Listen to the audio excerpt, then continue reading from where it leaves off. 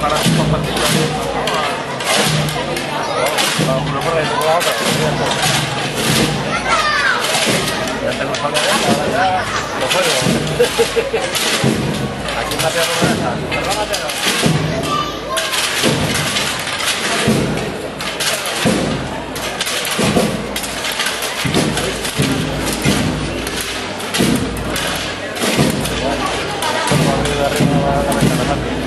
Ya está por arriba.